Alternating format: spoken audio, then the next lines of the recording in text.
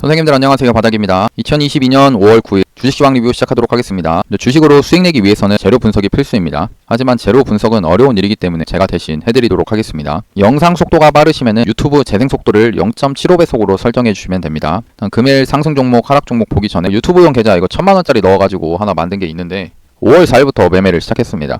근데 보니까 계속 마이너스죠. 시장이 안 좋기도 하고 그런데 아마 제가 생각할 때는 1, 2주 뒤에는 양전으로 바뀌지 않을까 싶고, 제가 이렇게 지금 이 일별 계좌 수익 현황 말고 실현 손익을 이제 보여드려야 되는데 제 매매 방법 자체가 매매를 하고 1주, 2주 이런 식으로 들고 가는 매매를 하다 보니까 당일에 이렇게 그냥 수익률 찍히는 보기 좋을 것 같아가지고 이 창으로 좀 띄워놨습니다. 현재까지는 일단 500만원 매수를 한 상태고, 그러니까 50% 매매를 했고요. 그냥 지금 시장이 안 좋고 한데, 지금 시장 안 좋은 상황에서 제가 알려드렸던 그 4등분선 떨어질 때 매매하는 게 오히려 더 좋은 방법이 될 수 있기 때문에 영상 보시면 어떻게 이제 매매가 됐구나, 이렇게 해도 수익이 나는구나 라는 거를 좀 지켜보셨으면 좋겠습니다. 그럼 금일 키워드는 삼성전자, 이게 며칠 전부터 있었던 내용입니다. 미국 5G 대규모 수주, 이제 모멘텀의 지속 상승을 했고, 이것도 금요일날 이재명 전 지사 인천 개항을 공천 확정이 되면서 관련주가 상승을 했습니다. 그리고 시간 외에서는 사료랑 곡물 관련주가 상승을 했는데요. 오늘 이제 러시아의 전승절이라고 해서 2차 세계대전을 러시아가 독일을 이긴 날로 전승절이라는 그런 날이 이제 러시아 국경일이 됐는데, 그때 이제 종전을 하느냐 우크라이나랑 아니면 전쟁 지속을 하느냐에 대해서 푸틴 대통령이 언급을 하냐 안 하냐 이런 게 있었는데 따로 언급이 없었습니다. 대신에 그냥 이 전쟁을 일으켰던 명분에 대해서 나치 세력이 다시 나타났다 이런 식으로 얘기하면서 명분을 설명을 했고, 그러므로 이제 전쟁이 따로 끝난다 이런 얘기가 없다 보니까 그냥 전쟁이 지속되는 방향으로 진행이 되면 그동안의 사료, 곡물 관련주가 상승을 했고, 반대로 데모, 퍼스텍 같은 전쟁이 끝나고 재건을 하겠다라고 그 수혜를 받았던 기업들이 하락을 한 그런 모습으로 보여집니다. 그럼 첫 번째로 삼성전자, 미국 5G 대규모 수주 모멘텀 지속인데요. 일단 며칠 지속되는 테마입니다. 지금 시장에 돈이 들어갈 곳이 없다 보니까 계속 하락이 이어지고 있는 그런 상황이고, 그리고 이제 삼성전자에서 5G뿐만 아니라 이제 6G라고 하죠. 주파수 100설을 첫 공개를 했습니다. 특히 이 13일 금요일 날에 제1회 삼성 이 포럼을 열어가지고 연구 성과를 발표할 예정이고요. 일단 우리나라 같은 경우에는 삼성전자가 어떤 거를 하겠다라고 하면은 이런 테마에 엮여가지고 상승하는 종목들이 꽤나 많습니다. 현재로서는 5G 종목들이 될 것 같은데, 일단 지금 당장에는 이제 높이 상승을 한 상태이기 때문에 눌리는 구간에서 한번 매수를 해볼 수 있지 않을까 생각을 하고요. 그래서 일단 THQ가 일단 상한가를 또 오늘도 갔습니다. FR텍, 와이어블도 추가적으로 상승을 했지만 일단 THQ가 크게 상승을 했고, 이 종목 같은 경우 이제 이름이 옛날에 간만으로, 이 주식을 좀 해보신 분들은 아시겠지만 간만우라는 종목, 이게 주가가 정말 크게 상승을 했던 구간이 있었거든요. 2017년도였던 것 같습니다. 이때 점 상한가 이렇게 가면서 추가적으로 더 상승 크게 했던 종목, 바닥권 한 3만원에서 22만원까지 올라갔던 그런 종목입니다. 7배, 8배 올라갔던 종목이고요. 그동안에 계속 거래 정지였던 상태에서 최근에 다시 이제 거래 재개가 나오면 주가가 상승을 하는 그런 모습이 보여집니다. 그 다음에 FR텍이 추가적으로 또 상승이 나왔고요. 어제도 한번 얘기를 했지만 이런 5G 관련된 종목들은 앞에 있는 그동안에 이제 역배열이었기 때문에 주가가 계속 하락을 한다는 겁니다. 이 하락을 할 때 저점이 계속 깨지는 그런 모습들이 나오게 되는데, 이 깨지는 상태에서 그냥 계속 그냥 하락을 하는 게 역배열입니다. 역배열인 상태에서 최근에 돈이 들어오면서 이 주가가 상승을 하는 그런 모습이 보이지만, 일단은 단기적으로 이런 역배열의 특징은 올라가더라도 이 저항대, 그동안에 이제 물려있던 매물들이 많기 때문에 한 번에 상승하기는 조금 어렵다라는 거를 좀 인지를 하시고, 저라면은 이제 5G 지금 얘기가 계속 나오고 하지만 일단 이 테마 자체, 삼성전자가 DC 네트워크, 미국의 DC 네트워크에 1조 원 수주를 받았다라는 그런 내용 자체가 사실 삼성전자기 때문에 한 3일 정도 이런 테마가 연속적으로 상승을 하는 거지, 한번 이제 그치고 말 재료라고 생각합니다. 그런 거를 따지고 봤을 때 이제 장기적으로 봤을 땐 좋은데 단기적으로는 좀 저항 구간에 와 있다라는 거를 좀 염두에 두시면서, 이런 구간에서는 좀 너무 5G를 신규 매수하기에는 조금 이르지 않을까, 그러니까 좀 위험하지 않을까라는 생각을 가지고 좀 보수적으로 보는 것도 괜찮겠다 생각을 합니다. 일단 제가 보는 입장에서는 그래도 오늘 추가적으로 돈이 들어오긴 했는데, 오늘 그래도 14% 이 5월 4일에는 또 상한가를 갔던 모습이 있죠. 근데 전체적으로 잘 보시면은 시장에서 돈이 없어가지고 그런지 돈이 안 터지니까 이 THQ도 상한가를 갈 때가 300억 터졌습니다.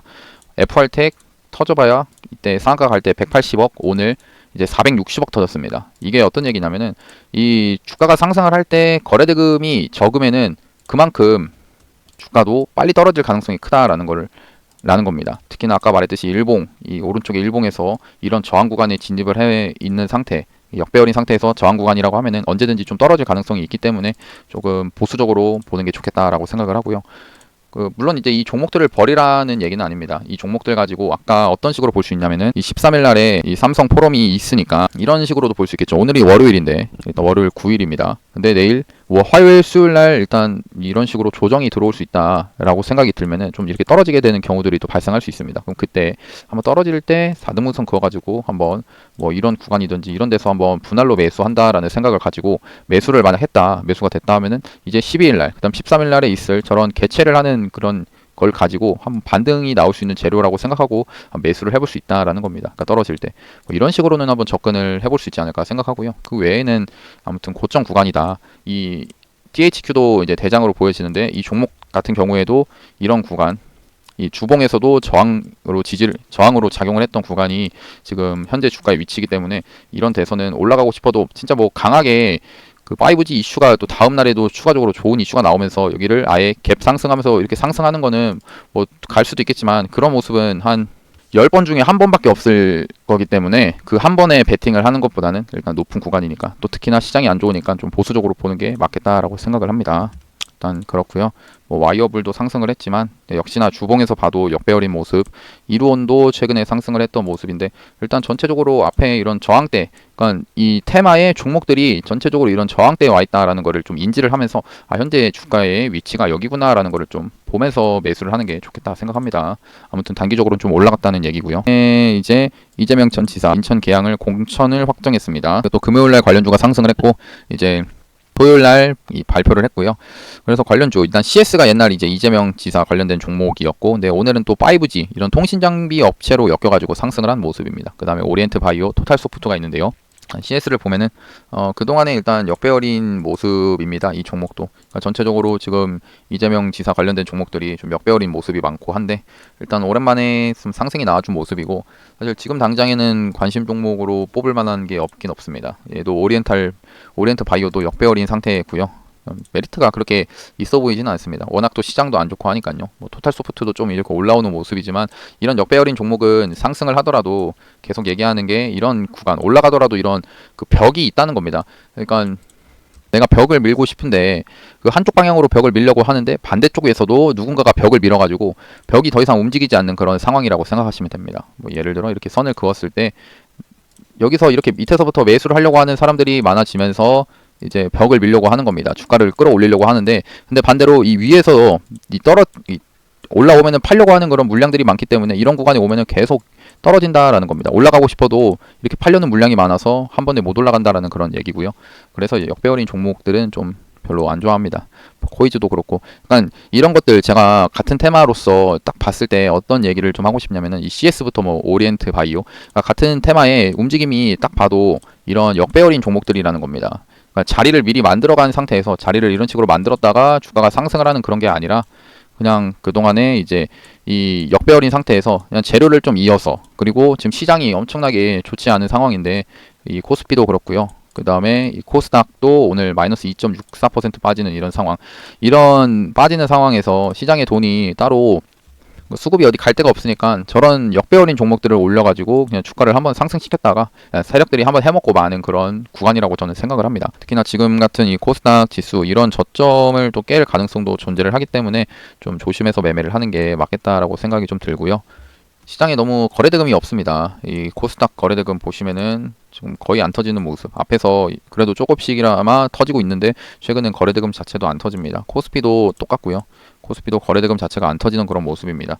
이게 주가나 이런 지수가 상승을 하기 위해서는 거래대금이 터지면서 올려줘야 되는데 아직 그런 모습이 안 나오고 있습니다. 그 다음에 이제 개별주로 우리로가 국내 최초 단일 광자 라이다 이 국산화를 성공했다라는 내용입니다. 국내 최초라는 이런 단어 자체가 저는 참 좋다라고 생각이 들고요. 뭐 자율주행 자동차에 사용될 예정이고 이런 재료만 봤을 때는 우리로 참 괜찮은 종목이라고 생각이 드는데 근데 그동안에 거래 정지였다가 이제 풀리면서 이런 식으로 상승이 나온 거라 조금 더 지켜봐야 될 것 같습니다.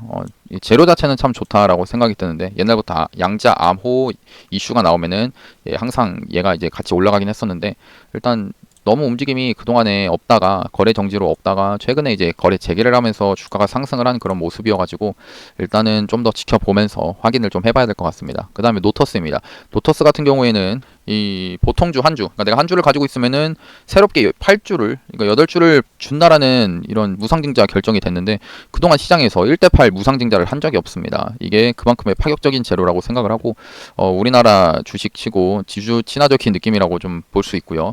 이게 300억 가량의 자본 잉여금이 있었는데 이거를 무상증자 재원으로 활용을 했다라는 겁니다. 일단 1대8 무중이라는 것 자체가 참 메리트가 있어 보이고요. 근데 일단 단기적으로는 좀 이제 이 좀 상승을 크게 한 모습입니다. 야금야금 이렇게 올라가다가 거래량 없이 올라가다가 오늘 좀 터트리는 모습이었고요.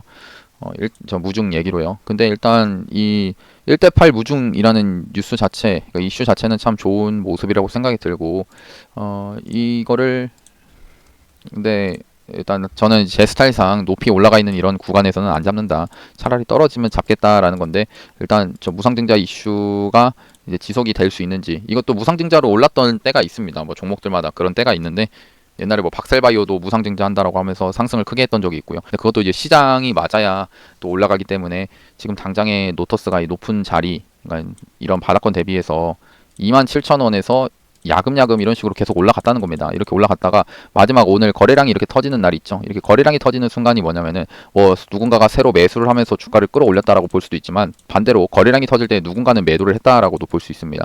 그러니까 그 매도를 그러니까 여기 밑에서부터 샀던 사람들은 이런 자리는 충분히 매도를 하고 싶으면 매도가 가능한 자리라는 겁니다. 근데 누군가는 이제 던지고 싶은데, 그러니까 매도를 하고 싶은 자리에서 나는 이제 신규 매수 들어간다는 거는 어떻게 보면 그 돈을 좀 버리러 가는 행위일 수도 있다라고 생각이 좀 듭니다. 그 다음에 이제 한일단조가 상승을 했고요. 이 상승한 이유는 이제 윤석열 차기 정부에서 국방력 강화 언급을 했고, 이 푸틴 대통령이 이 전승절 전쟁 지속 가능성 이런 얘기를 할 수도 있겠다 생각하면서 방산주가 장중에 상승했습니다. 그래서 한일단조가 이제 상승을 좀 해주는 그런 모습이고요. 일단 한일단조를 봤을 때 방산주로 엮여서 가고 있는데 이게 오늘 들어온 거래대금이 1,300억입니다. 그동안에 이제 상승을 한 뒤에 좀 잠잠하게 거래량이 빠지면서 흘러가던 이런 주가가 새롭게 거래량이 나오면서 이 종가를 아예 고가로 돌파를 하면서 그 고가로 마감을 하면서 뭔가 세력이 좀 들어온 모습이 나오지 않았나 생각이 좀 들고요. 이런 모습에서는 이 종목이 이제 제가 보는 입장에서는 이거 오늘 새로 돈이 이렇게 들어온 상태라고 하면은 이 만들어졌던 오늘 이 양봉의 시가, 그러니까 이 시가를 하기보다는 이런 저점 구간부터 이 고점 구간 사이에서 떨어지게 되면은 좀 매수를 해서 좀 손절을 여기로 잡고 오늘 저점을 만들어진 저점을 손절 라인으로 잡고 떨어질 때 한번 매수를 해봐도 좀 나중에 반등이 나와줄 수도 있지 않을까라는 생각을 좀 가지고 있습니다. 갑자기 오늘 이렇게 잠잠하던 순간에서 거래량이 이렇게 나오는 것 자체가 뭔가 이제 새로운 움직임을 또 기대를 해볼 수가 있고, 또 특히나 최근 이제 지수가 안 좋은 상황에서 아직까지 또 전쟁이 지속한다라는 그런 얘기가 또 나올 수 있기 때문에 오히려 지수 하락할 때 올라가는 그런 종목이 될 수도 있다라는 겁니다. 그래서 제 관심 종목으로는 이제 한일단조를 좀 보게 될 것 같고요.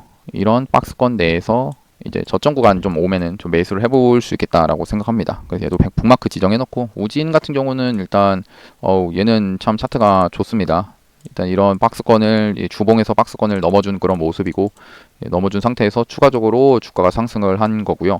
이게 잘 보시면은 이 주봉인데, 주봉에서 잘 봤을 때 이 저번 주 그러니까 5월 2일부터 날짜를 잠깐 보면은 2일부터 6일 날 터졌던 거래대금이 있을 겁니다.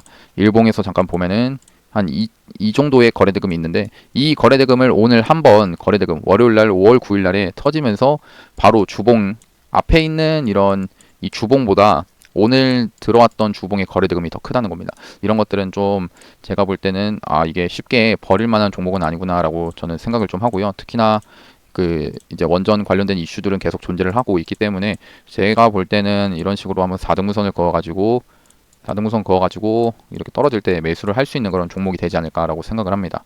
그래서 얘도 이제 관심 종목으로 좀 선정을 해놓고, 일단 한일단조 우진이고요. 그다음에 광림은 이제 그 쌍용차 인수의향서 제출일이 11일인데 이틀밖에 안 남아가지고 미리 이제 인수의향서를 제출한 광림이 상승을 좀 했고요.